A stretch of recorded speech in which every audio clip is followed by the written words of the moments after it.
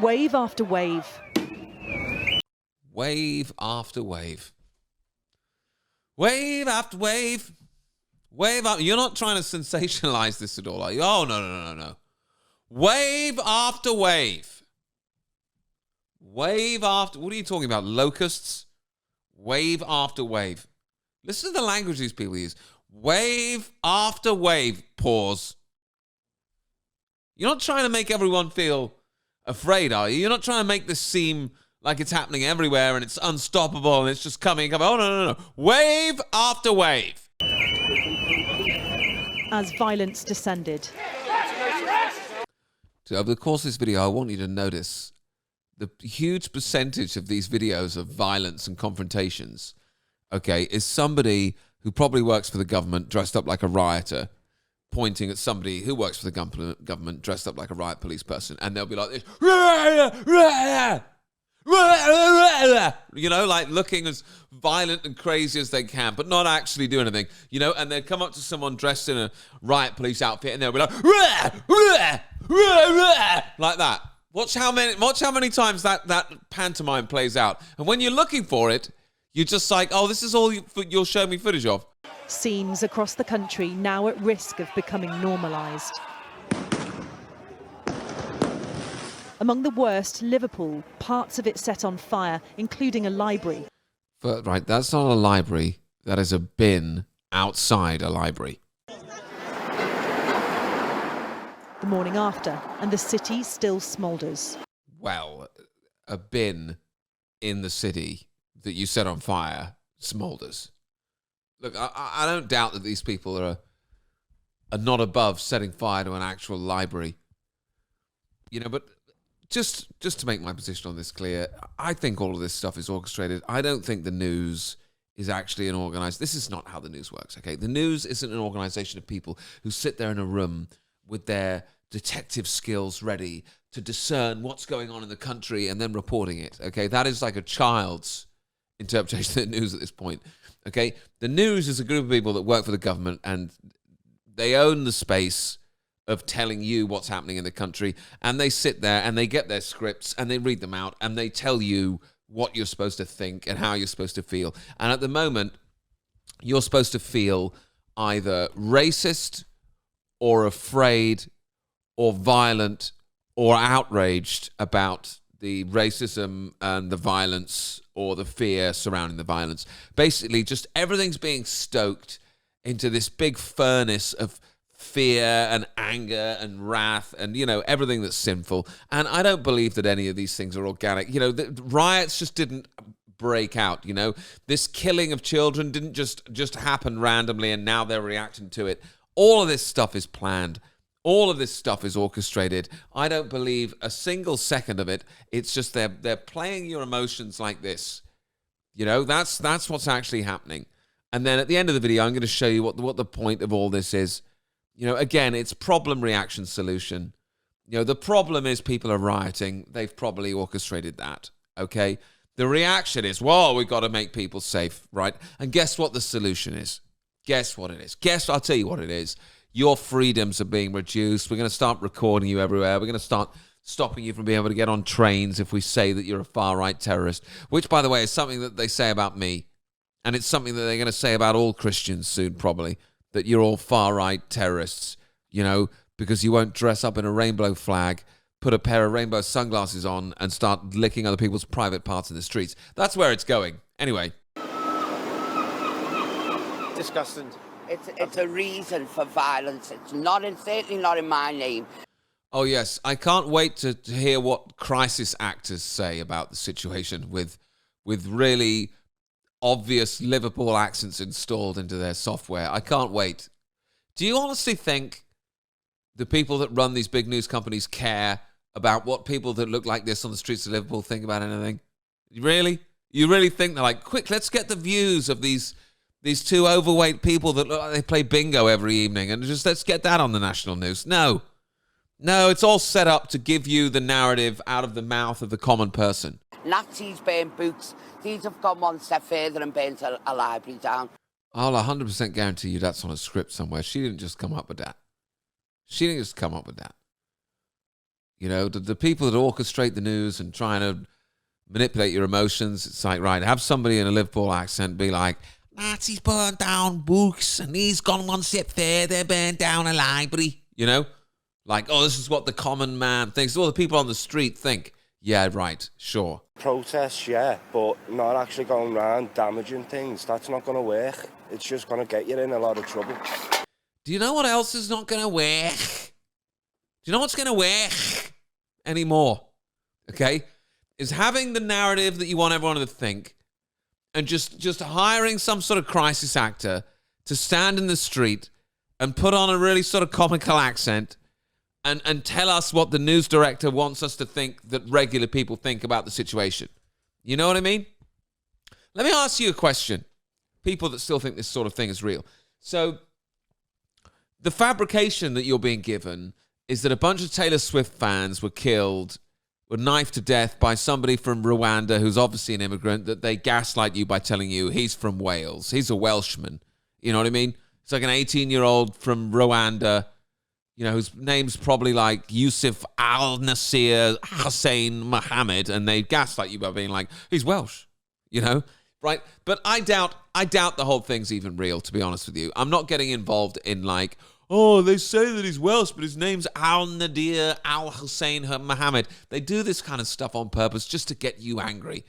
You know, just to get you like, they're bringing in all the Muslims and they're called Mohammed and they're saying they're Welsh and they're knifing kids. It's designed to get you annoyed and perhaps get some of you foolish enough to actually go onto the streets and try and protest or riot about the stuff that they're doing to you, and then provoking you to react, and then they get to do horrible things to you, like put you in jail or whatever. Anyway, that's the whole point of it. But I tell you what's not going to work, right, is keep doing this.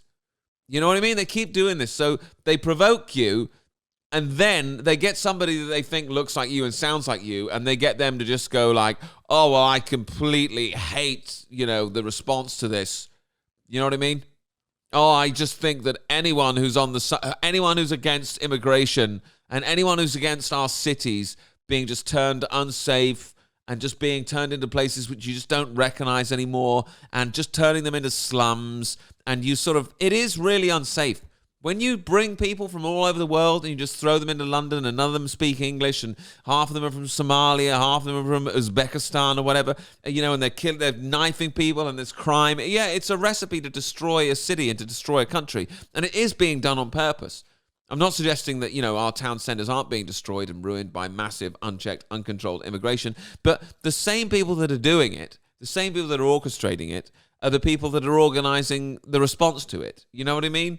It's like they are destroying our countries and our cities on purpose, and then they're trying to wind you up about it. And they just want human beings to hate each other, is the best way that I can articulate it to you.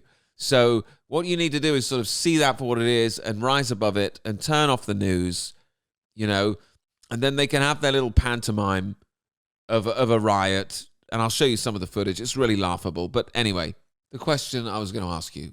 So the orchestrated narrative is all these kids have been knifed to death. There's little white kids that like Taylor Swift. They've been knifed to death by Mohammed from Rwanda, who's from Wales. You know, so they get everyone annoyed. And then the people responding to that, you know, and by responding to that, what they've done is they've burnt down a library. Why would you burn down a children's library? Why, in response to that, even if you were angry enough to go out and riot, would you burn down a children's library? You know, it just automatically makes people think like, oh, well, that's just horrible, burning down a children's library. Right? But they can't even go the whole way and actually burn down the library in order to get their footage. They just burn down a wheelie bin outside the library and push it into the entrance of the library or something. Okay? Of course you wouldn't burn down a library. It's just done to make everyone on both sides annoyed. You know, if you think there's too much immigration, you're annoyed that all these Taylor Swift 10-year-olds have been knifed to death by somebody called Mohammed from Rwanda. And, you know, if you're on the other side and you think we should have as much immigration as possible because we just want to be really, really nice, and the town centres aren't dangerous enough already, just bring in more serial killers and rapists. Don't check if they're serial killers or rapists. Just bring them in. But if you're on that side, you're really annoyed because it's like, well, the other side, in response to that, they've burnt down a library. And anyway, the guy was from Wales. You know, it's just designed to make everyone hate each other. And it's really obvious to me. Disorders swept across the UK in the wake of the Southport knife attacks. You see what I mean? How they can't be bothered to go the whole way and actually wreck a city. It's just like, the stuff they're describing is so, it's all clown world. You know, they describe like devastation across the streets. The whole town's on fire. Then they show you a picture of like the amount of devastated, burnt rubbish that would fit in like a Sainsbury's bag for life. Yeah, and you're just like, wait a minute. You know, like everything on the news is a lie. They sort of describe this apocalyptic scenario. You know what I mean? And then they just show you like 2.5 pounds of rubbish, and you're just like, wait a minute, what? Catalysed by disinformation online. There's a differential between what happened on Tuesday in Southport and what happened here. Definitely on Tuesday there were people bussed in from all over the country because we know that, because we see the travel patterns. This was more about local youths being stirred up by social media, by that communication of everybody, let's get together and all that. I want you to take careful note of the narrative that's being seeded here. Then they sort of bring in the local politician who's such a good guy, and he's just there to stop libraries being burnt down because he really cares, you know. And what are they saying here? They're saying, well, we know that's what's happened is we've looked at the travel patterns. What do you mean you've looked at the travel patterns? You've looked at the fact that buses and trains come into Southport. Don't they always do that? You know what I mean? But it's like when people are being whipped up online, and also people are traveling, you know, so when they come to what they want to happen from this, it's like, well, I guess we've got to stop people from traveling, and we've got to stop people from talking online, and we've got to prevent these crimes before they even happen. So I guess, you know, we just got to start just arresting people if we say that they're bad people. You just got to believe us. In Bristol, counter-protesters outnumbered far-right groups, with tensions spilling into violence.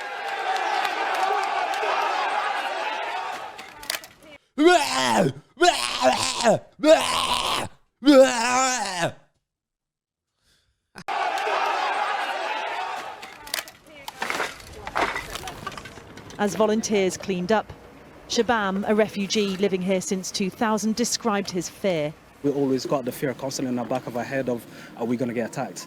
Are we welcome here? Should we be hanging out in this park? Should we be going to this neighborhood? So, you know, we really need, you know, a bit more police presence. Oh, isn't that convenient? Here's a nice, lovely Shabam standing in front of a "We Hate Nazis" sign, just cleaning up rubbish.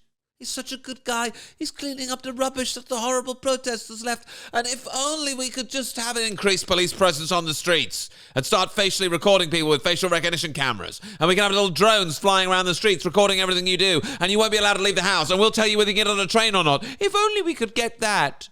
I'm Shabam. And I'm just clearing up the street, and I don't like Nazis.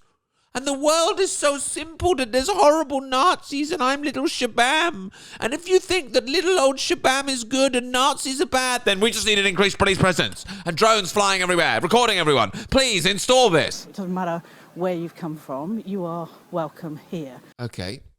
I have come from a maximum security prison where I have just escaped because I'm a cannibal that murders children and eats them. Am I welcome here? Under your ideology, yes, I am. You know what I mean? It's like, I realize that the whole narrative is made up, okay? But these people really exist. There is a level of naivety that exists where it's just like, everyone is welcome here. Everyone is welcome here because I am so good that I will welcome everyone. Lady, I am a father of 2 children. Everyone is not welcome into my house because out there are murderers and rapists and sex offenders, okay? Likewise, the country that I live in, I don't want anyone to just come here, okay, and start murdering people with machetes at Taylor Swift concerts. I know that probably didn't happen, but I'm just going with a hypothetical here. You know, there is just this idea that what you do is you just switch off your common sense and any idea of safety, and you switch off the fact that certain cultures don't mix. You know, certain cultures do not mix. Like, for example, people that want to live under Sharia law, people that think that gay people should be thrown off a building, okay? They are not, you're welcome here, come here. And what are you going to do, lady, if you have this sort of attitude, is you're just going to be run over by the evil people in the world.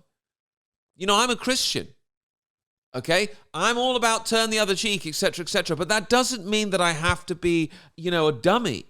That doesn't mean that I have to be like, rapist, you're welcome here in my house with my children. You know what I'm saying? Like, they try and pretend like these people, that people are angry because there's brown people in the country. People are angry because, according to the news, a bunch of like 10-year-old girls were stabbed to death by somebody from Rwanda with a machete.